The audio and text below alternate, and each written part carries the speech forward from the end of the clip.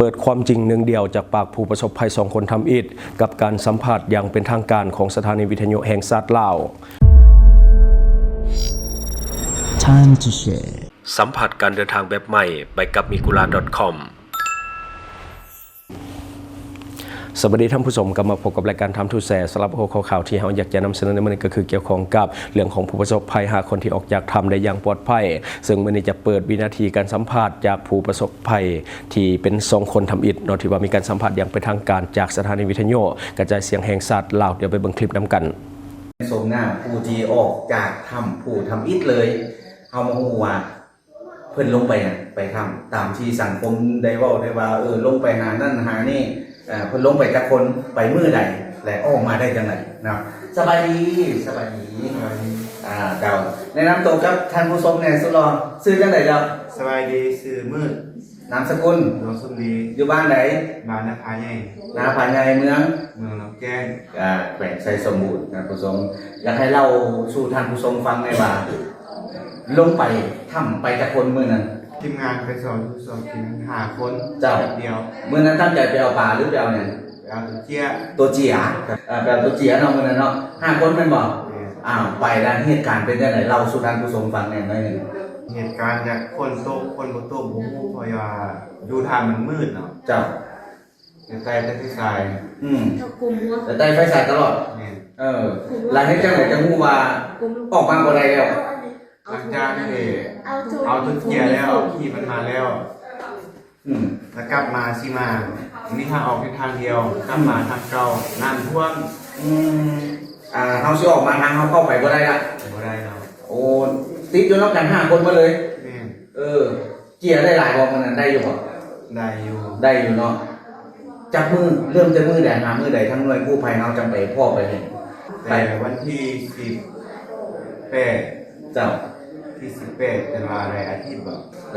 หน่วยกู้ภัยก็ไปพ่อเป็นจังไหนนั่งอยู่ซื่อๆมีหน่วยกู้ภัยโผล่ขึ้นมาแต่น้ำเลยบ่หรือว่าจังไหนเล่าให้ท่านผู้ชมฟังแหน่เบิ่งกล้องจักหน่อย 2 คนนอนอยู่เทิงเนาะ เจ้า บ้านเทิงเฮานั่งไทยบนฐานน้ำ3 คนนั่งกอดเดียวแหละจังว่าเข้าสิมาเฮาก็เอาอันหินแหละก็ตีปลาหินนั่นเพิ่นปลาให้หินเขาตีกันต่อเฮาก็ดีใจบ่ได้ยินเสียงทุกโอ้นักประดาน้ำโอ้ให้ดีใจ ดีใจเองอยู่ในถ้ำหั่นหมายก็ว่าน้ำบ่ท่วมแม่นบ่บอลพวกเจ้าอยู่หั่นน่ะโอ้แสดงว่ามีบอลให้พักอาศัยอยู่แม่นบ่ต่างแต่ว่าออกมาบ่ได้แล้วก็บ่มีอันกินหยังเป็นอาหารในระยะที่อยู่ในถ้ำ เขาเอาไปก็ได้แต่มื้อหนึงกับคืนหนึงจากนั้นก็ไปเลาะเก็บกินขนมเก่าตัวฮอดกินที่มันตัวมันติดหน่อยเดียว เลี้ยงของมัน แม่นกินน้ำเท่านั้นแหละ เท่านั้น ห่วย โอ้ก็ถือว่าลำบากอยู่เนาะแต่อยู่ในหันหลายมื้อบ่ได้กินข้าวกินแต่น้ำก็บ่ฮู้ว่าสิสะอาดหรือบ่หลังจากหน่วยกู้ภัยเข้าไปแล้ว อาหารที่เพิ่นเอาให้กินน้ำมิตรแม่นหยัง เจียวกับ เจล น้ำ เป็นวิตามิน น้ำเกลือกับน้ำดื่ม น้ำเกลือแม่นน้ำดื่มทุกนึงแล้วก็วิตามิน2เดือน หลังจากที่กู้ภัยไปพอแล้วจักมื้อจังได๋ออกมาเนาะ 3 มื้อ ผู้แบบเพิ่นเอาออกมาจังได๋น้ำหลังเพิ่นมุดน้ำมาหรือว่าจังได๋ ใส่ออกซิ ใส่ออกซิแล้วมุดน้ำมา เพิ่นสอนแล้วก็หัวในกลมใส่อันนี้เบิ่งนี้จับกลแล้วเบิ่งนี้จับคือ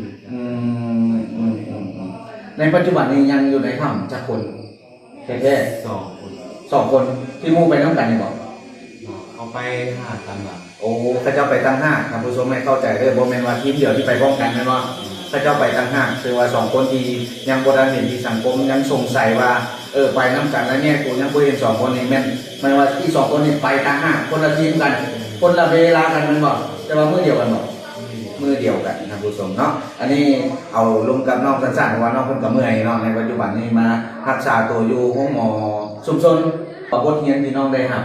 ก่อนจะลงไปหาอยู่หากินนั่นนี่ ยามฝนก็ต้องหาอยู่หากินอยู่ในถ้ำแล้วฝนตกแล้วมีประเทศมามันสวยยากทางเฮาทางสังคมทางต่างประเทศเพิ่นฮู้แนวนี้ก็มาสวยยากก็ลำบากมีแต่นั้น เจ้าลืมอีกอันหนึ่งถามคือนิดหน่อยนึงว่า อันที่กินอยู่ในถ้ำมันนะสังคมในออนไลน์เพิ่นบอกว่ากินแนวฮอนคำมอนน่ะกินไม่กินตอกมันเป็นความจริงบ่บอกกับท่านผู้ชม บ่มีเด้ออันนี้บ่มี หมายว่าอันกินแท้ๆเป็นเลียทงขนมเก่าหั่น แม่น กับกินน้ำเท่านั้นนะผู้ชมอันที่ว่ากินนั่นกินนี่นั่นบ่แม่นความจริงเนาะ ก็ขอบใจทุกภาคส่วนทุกทั่วประเทศทุกแห่งทุกบ้านทุกเมืองและรับประชาชนทั้งกระทรวงอิหยังกะยากที่มาช่วยเหลือเฮาขอให้อยู่ดีมีแรงขอขอบใจ นี่ท่านผู้ชมก็ได้รู้ความจริงแล้วว่า อันกินนั่นกินนี่กินไม่กินตอกเนี่ยมันบ่แม่นความจริงเนาะนี่แม่นความจริงจากปากผู้ที่ได้รับการช่วยเหลือออกมาเป็นผู้นำบินเลยเนาะและก็ยังติดข้างอยู่2คนนั้นแม่นไปคนละไปมื้อเดียวกันแต่ว่าคนละทีมกันแต่ว่าซึ่งหน่วยกู้ภัยก็ยังสอบหาอยู่ในปัจจุบันนี้ซึ่งพวกเกี่ยวนี่อยู่ในปัจจุบัน5คนแล้วเนาะมา5คนมารักษาตัวอยู่ที่ห้องหมอนี่ห้องหมอชุมชนนี่อยู่รองแจ้งนี่แต่ผู้ชมมีแต่ถ้าฟังผลอาการเป็นจังได๋เมื่อยแฮงบ่ ตอนนี้ดีขึ้นหลาย ดีขึ้นหลายแล้วเนาะมาทวิตเมื่อยแฮงมันบ่แต่ว่าผู้นั้นยังหายอยู่ถ้าผู้ชมติดตามนำกันว่าอาการจะดีขึ้นหรือจะไหนหน่วยข่าววิทยุกระจายเสียงแห่งชาติเราของเราลงมาก็ติดสถานการณ์ในปัจจุบันนี้แล้วก็จะรายงานให้ท่านผู้ชมได้รับรู้เป็นระยะเริ่มแต่ตอนนี้เป็นต้นไปขอขอบใจที่ท่านที่ตามรับชมสบายดี เอาซื้อแรงเลยซื้อแรงสเวนสีอยู่บ้านเพิ่นใส่มันเก่งไปนั่นเพิ่นว่ามีเกียร์หลายแล้วก็เพิ่นเป็นนั่นสำรวจเกียร์เนี่ยแล้วก็เห็นห้อยเพิ่นพุดนั่นจอดจริงๆเขาก็ไปจอมนํเขาเจอซื้อเขาก็ไปข้างแรกนั่นแหละแต่ว่ามันผิดพลาดนะมันซวยนำเขาเจอซื้อ แต่ก่อนนี่เขาเฮ็ดหาอยู่หากินอีหยัง โอ้ก็หาอยู่หากินธรรมศาสตร์นี่แหละตามชนบทนี่แหละบ่มีหยัง เฮ็ดอาชีพหยังซั่นน่ะ มีสิบอันกศกสร้างไว้ทับจางไว้ให้มันเอาของปลาของดงมาขายอะไรเงี้ย แล้วได้มีข้อมูลว่า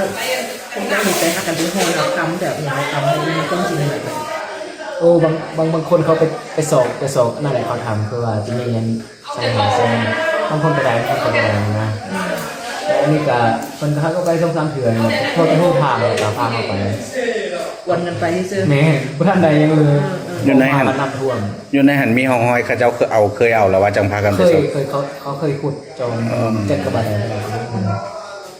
แล้วเป็นจังได๋ล่ะนี่ไปอยู่แล้วน้ำมาแล้วออกบ่ได้แล้วพากันอยู่จังได๋กินจังได๋แบบนี้ พอจะเห็นน้ำท่วมแล้วโคตรฮู้มันจะควรเลย แต่ว่ายังคิดว่า50มีทางออกแต่ว่า2ทางออก30,000บ่มีเลยสิ้นหวังสุดเลย คือตัวว่าตัวเองสิรอดมาปัจจุบันนี้ เปอร์เซ็นต์น้อยๆที่สุดเท่าว่าเฮาก็เว้าแหละคันบ่มีนักประดาน้ำมาเอานี่บ่มีเปอร์เซ็นต์น้อยนึงก็เลยหาความตาย ในสมองในใจเฮาตอนนี้ในทางมันคิดฮอดที่ใดเป็น นอนหลับตาก็เห็นแต่แม่นอนหลับตาก็เห็นแต่ครอบครัวเพราะคนเป็นห่วงแห้งในเฮานะ แล้วเฮาเฮ็ดจังซี่นะมันถูกระบอกกับที่ว่าพ่อแม่เลี้ยงเฮามาแล้วเฮามาเฮ็ดหาอยู่หากินแบบจังซี่หั่น บ่ถึกเลยบ่คุ้มค่าเลยไอ้ที่บ่มีน้องบ่น้องโดยเพราะว่าเฮ็ดแหละเงินเสียแล้วก็อาชีพเดี๋ยวนี้นะต้องหากินตามมันพื้นบ้านพื้นเมืองเฮาดีแล้ว มันเป็นบุญเกียรติให้เฮาจังได๋ แม่นเดี๋ยวนี้เห็นง่ายๆที่สุดปันมาเกิดใหม่เลยเฮาน่ะเสียข้อเกี่ยวกับนี่อาจบ่มีผู้ใหญ่ใจดีหรือว่ารัฐบาลแล้วก็พี่น้องคนไทยมาหรือว่าต่างประเทศมาช่วยนี่โอ้เฮาคือสิ้นหวังสุดคือว่าเขาก็ขอบใจเฮาเจ้าหลายๆแท้ส่วนสุดซึ่งที่ให้ชีวิตใหม่ของผมข่อยนี่ เมื่อไหร่บ่ เมื่อยเอาให้เงินสุดท้ายเลยอันออกมาจากหัว ทีนี้สภาพจิตใจเป็นยังไงมาฮอดตอนนี้วินาทีนี้ ผู้คนโล่งใจเลยความสิ้นหวังอีหยังปานได้เกิดใหม่เท่าไหร่ เขาจะว่าพากันกินแนวฮอนคำแม่นอี่ลีบอกกินไม่แฮว ไม่กินก็บางคนก็กินแล้วก็มันหิวแห้งนะบางคนก็บ่กิน ไม่หันไหน แม่นเพราะว่าเขาบอกกินไปตั้งนั้นนั่นแหละมันนิดมันน้อย เพราะว่ามันมีข้อมูลแบบครบครันนะคะกันไปฮ้อนเอาคำไปเอาคำต่างๆไปขายหรือว่าเป็นการลักลอบจังซี่จังซี่น่ะอยากให้เว้าคำนี้ฟังว่าเฮาไปแม่นจังซั่นแท้บ่รีบ่แม่น โบแมน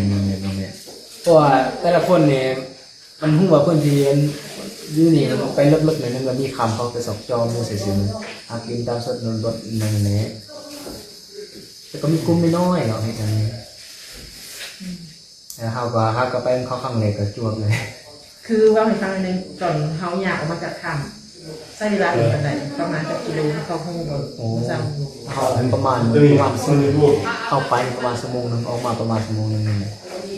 คันปกติมันแล้วมื้อเช้านี่เด็กออกมาตอนโมงออกมา บ่ฮู้หมู่เลยแต่ว่าโดนที่สุดเอามาเสี่ยงขึ้นเลย ออกมาจังไหนนำหลังกู้ภัยน่ะมุดน้ำออกมาหรือว่ายางออกมา มุดน้ำออกมาเลยใช้มุดน้ำ3-4 บอลเขาดูดแหงแล้วดูดแหงแล้วแต่เพิ่นก็เตรียมเข้าไปเอาเลยแต่ว่าเขาอดบ่ไหวเขาอดทนความบ่ไหวเลยเสี่ยงมาเลยโอ้บ่ดีใจขอบใจรัฐบาลและผู้ใหญ่ใจดีว่าภายในประเทศต่างประเทศหรือว่าผู้อุปถัมภ์ในต่างๆน่ะปานให้ชีวิตในพวกข้าพเจ้าแล้วขอบใจมาอย่างสุดซึ้งเลยนะนี่เนาะปานได้ชีวิตใหม่นำพวกฐานแท้ทั้งเมื่อต่างประเทศอยู่ในประเทศแต่ละองค์แต่ละขั้นตอนขอบใจแท้ที่ให้อันชีวิตใหม่นำข้าพเจ้าเด้อ สิเฮ็ดดีบ่ โอ้ต่อไปนี่เขาแนะนำบ่ต้องเฮ็ดแบบนี้แบบเสียงแบบนี้นะเด้อเขาแนะนำพี่ๆน้องๆหมู่ๆเพิ่นเป็นนั่นล่ะ และที่ผ่านไปก็คือความจริงจากปากของผู้ประสบภัย2 คนทำอิฐเนาะที่ว่าเพิ่นได้ให้สัมภาษณ์อย่างเป็นทางการกับสถานีวิทยุแห่งสัตว์ลาวคือตอนนี้ทั้ง5 คนที่ว่าออกมาได้ก่อนแม้นยังอยู่ในความดูแลของแพทย์อย่างใกล้ชิดเพราะว่าช่วงนี้การปรับสภาพร่างกายของทั้ง5 คนแม้นยังบ่ทันได้เข้าสู่สภาวะปกติเทื่อรวมทั้งการติดตามอาการแทรกซ้อนที่อาจจะเกิดมาทีหลังเนื่องจากว่าอยู่ในที่อับชื้นและก็อากาศน้อยเป็นเวลานานในวินาทีที่ทั้ง4 คนโผล่ออกมาจากถ้ำเป็นอย่างที่เซอร์ไพรส์ทีมงานทุกคนที่อยู่บริเวณนั้นเนื่องจากว่าการออกมาของทั้ง4 คนนั้นแม่นย่างออกมาด้วยตนเองโดยบ่มีเสี่ยวซานและก็กู้ภัยคอยประคับประคองเหมือนคนที่1หรือว่าเท้ามืดที่ออกมาก่อนสาเหตุที่เป็นแบบนั้นเนื่องจากว่าทั้ง4 คนที่เหลือทั้งด้านในทนอยู่ในสภาพแบบนั้นบ่ไหวแล้วต่อไปคิดฮอดลูกเมียญาติพี่น้องถ้าให้กู้ภัยพาออกไปก็เหมือนจะซ่าสำหรับพวกเขาในเวลานั้นเลยว่าปรึกษากันแล้วก็ตัดสินใจย่างออกมาเลยสาเหตุที่ทั้ง4 คนออกมาได้สบายและก็ปลอดภัยนั่นแม้นมาจากทางทีมงานด้านนอกได้มีการสูบน้ำหรือว่าระบายน้ำออกจากถ้ำเกือบหมดแล้วทางมันโล่งบ่ต้องดำน้ำบ่ต้องเสี่ยงอันตรายเลยว่าออกมาได้ง่ายเหมือนตอนที่พวกเขาเข้าไปตั้งแต่แรกวินาทีแรกที่พวกเขาเห็นแสงสว่างและก็โผล่ออกจากถ้ำเป็นวินาทีที่หลายคนช็อกเพราะว่าทางทีมงานกำลังวางแผนที่จะเอาออกมาพร้อมกันทั้ง4 คนแต่ว่าจู่ๆพวกเขาก็เดินออกมาเองอย่างปลอดภัยท่ามกลางความโล่งใจของญาติพี่น้องและก็ทีมงานทุกคนวินาทีนั้นพอและลูกได้โผล่กอดกันทันทีหลังจากที่รอปฏิหารย์มาหลายวันซึ่งท้าอ้วนคนที่เห็นในภาพก็เป็นหนึ่งในสมาชิกเขาทำดังกล่าวแต่ออกมาได้ก่อนและก็เป็นหนึ่งบุคคลสำคัญที่คอยชี้แนะเส้นทางและนำพากู้ภัยไปตามซอกซอยต่างๆภายในถ้ำจนนำไปสู่การค้นพบทั้ง5 คนดังกล่าวในส่วน2 คนที่ว่ายังสูญหายทางทีมงานกู้ภัยและการเสี่ยวซานยังคงสืบต่อในการค้นหาต่อไปซึ่งเคสนี้คงเป็นเรื่องยากพอสมควรเนื่องจากว่า2 คนนั้นเข้าไปลึกกว่าทั้ง5 คนและที่สำคัญ2 คนนั้นได้เข้าไปก่อนและก็เฮ็ดเวียกคนละจุดบ่ได้ติดต่อกันกับทีมงาน5 คนฉะนั้นจึงเป็นเรื่องที่ท้าทายกว่าเดิมแต่ว่าตอนนี้มีทีมเสี่ยวซานมาสมทบจากต่างประเทศจำนวนหลายท่านเชื่อว่าการเฮ็ดเวียกน่าจะรับรื่นดีแต่ทั้งนี้ทั้งนั้นก็ต้องแข่งกับเวลาถ้ายิงซ่าโอกาสยิงเหลือน้อยลงไปเรื่อยๆอาจจะต้องได้เพิ่งปฏิหารย์และก็เมื่อคืนนี้ฝนก็ตกลงมาเติมอันเป็นอุปสรรคใหญ่สำหรับทีมกู้ภัยและเสี่ยวซานเดี๋ยวเราจะให้ทานผู้ชมไปเบิ่งบรรยากาศในการวางแผนที่จะสวยอีก2 คนยังเหลือที่ยังติดถ้ำ ใช่ไหมถ้าสมมติว่าเอ้ยมันปั๊มแล้วมันเกิดอะไรขึ้นเรา I have ตัด a ต่อ reason นี้ why I want to do like this. I have a reason. ง่ายๆไอ้สุกคือถอดคอต่ออยู่แถวนั้นนั่นออก ก็หมายว่าตัดตัวนี้ละตัดตัวนี้แล้วตัวนี้เอาใส่มาใหม่ ใหญ่ใหญ่ คืออย่างนี้นี่นะตัวนี้มันเป็นอย่างนี้นะสายเป็นอย่างนี้นะตัดตรงนี้แล้วเอาสายเนี้ยมาต่อนี่แล้วทิ้งอันนี้ไว้ Don't touch. เก็บไว้ตรงเนี้ย เก็บไว้ก่อน เก็บไว้เลย สมมุติว่าอันนี้มันหมดแล้วเราก็ตัดอันนี้ต่ออันนี้แล้วทิ้งนี้ไว้แล้วก็จะตัดนี้ต่อนี้ได้ ง่าย Okay. You see, once the water here can clear up, ถ้าเกิดตัวนี้สูบได้หมด clear up, we bring another pump to here. แล้วก็ปั๊มไปสูบในรูนี้เลย Connect this one line. Drop the water here. ก็คือเอาน้ำจากเนี้ยจากถงห้างนะครับที่คนติดอยู่เนี่ยดูดจากรูนี้ผ่านใส่บ่อนี้แล้วสูบจากบ่อนี้ออก So here we see the reason we do this. กุญแจ ผ่านกระดาน The reason we do this one here, we don't want to have so many big pipe inside. Very hard to move. เข้าใจไหมเขาบอกว่าเราไม่อยากให้มีสายเยอะสายแยะแล้วแต่ว่าจะเอาสายจากเนี้ย มมติว่ามันเกิดเหตุตรงเนี้ยมันใกล้แล้วก็ดูดมาต่อนี่แล้วนี่มันมีสายอยู่แล้วนี่มาใส่นี่ซะมันถึงบ่อพักน้ำถ้าเราตอนเนี้ยปัญหาที่ผ่านมาเราคือเราสูบแล้วมันมีแรงออกมาไม่ต้องแล้วเรารีบตัวนี้เลยแล้วนี่ออกนี่ And then once this one water not going overflow, this one Thang startน้ำไม่ไหล here, แล้ว then it should be clean. It's okay. ถ้าน้ำตัวนี้ไม่ไหลนะตัวนี้ไม่แห้งหมดเลย ตัวนี้มอเตอร์ใหญ่นี่นะ อ่า อันตัวเป็นตัวลัก อ่า แล้วซุ้มนี้นี่มันเอามอเตอร์น้อยซุ้มเอาสูบอยู่นี่ อ่ามี มีปัญหาเขากับต่อ มาลงนี่ สายมาลงนี่ เราสูบไปนี่ออก เขาอยากเอาตัวนี้เขาก็ง่ายได้ตัวนี้มัน ใช่เอาจรวดไว้นี่ ง่ายๆเข้าใจอยู่ Wi-Fi here โอเครู้เรื่องเลย มีไฟตรงนี้ So me myself, when turn on the pump, I want to be inside to see the เขาบอก water. ว่าเขาเนี่ยจะไปดูเองเลย I want to see the water. ด้วย อ่า So ตัวนี้เป็นตัว I will see how fast the water ใช่ go แม now. นอันนี้เหมือนอ่างเก็ เพ บ ราะว่า น้ อ่างเก็บน้ำทั้งตัวนี้มันตัวออกบ่อมันออกคลองเลย ำก็ยิ่งดีเลยถ้างั้นน่ะมันออกมาดูดแมงออกมาดูดแมงไม่มีทางล้นเลยคนนี้ถ้ามันไม่ล้นตรงนี้ก็อาจจะแห้ง แห้งหมดเลย เอาแต่แห้งเหมือนคานมาแล้วไม่ต้องดำน้ำ Because according to them, จากในความคิดแบบตัวนี้คือโจทย์เลย ใช่ นี่คือโจทย์ เพราะว่าเท่าที่ผมคุยกับน้องเขาเนี่ยมันว่ามันมาจากตรงนี้นะน้องนี่เข้าไปเบิร์ดแล้วนะอยู่นี่น้องเข้าไปเบิร์ดแล้วอยู่นี่กับน้องนี่น้องพันซ้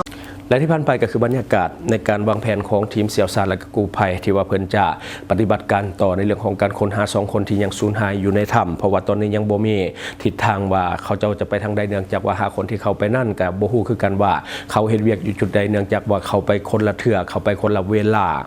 ในส่วนของทางการของสปปลาวก็ได้ติดตามการเฮ็ดเวียกอย่างใกล้ชิดและยังคงลงไปให้กำลังใจทีมงานกู้ภัยและก็เสี่ยวซานที่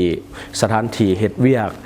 ข้อแต่ทีมงานเฮียกห้องยังมาทางเจ้าหน้าที่ก็คือจัดการให้ทันทีและที่สำคัญตอนนี้ทางการของสปปลาวได้มอบหมายให้เจ้าหน้าที่ภายในแขวงไซสมบูรณ์ซึ่งเป็นสถานที่เกิดเหตุให้จัดตั้งปฏิบัติคนคิดหรือว่าคิดค้นคว้าวิธีการในการสรรเสริญและก็ย่องยอคุณงามความดีของทีมงานเสี่ยวซานและก็กู้ภัยตลอดฮอดทุกคนที่ว่ามีส่วนร่วมในภารกิจช่วยเหลือผู้ประสบภัยครั้งนี้เดี๋ยวไปเบิ่งคลิปนํกัน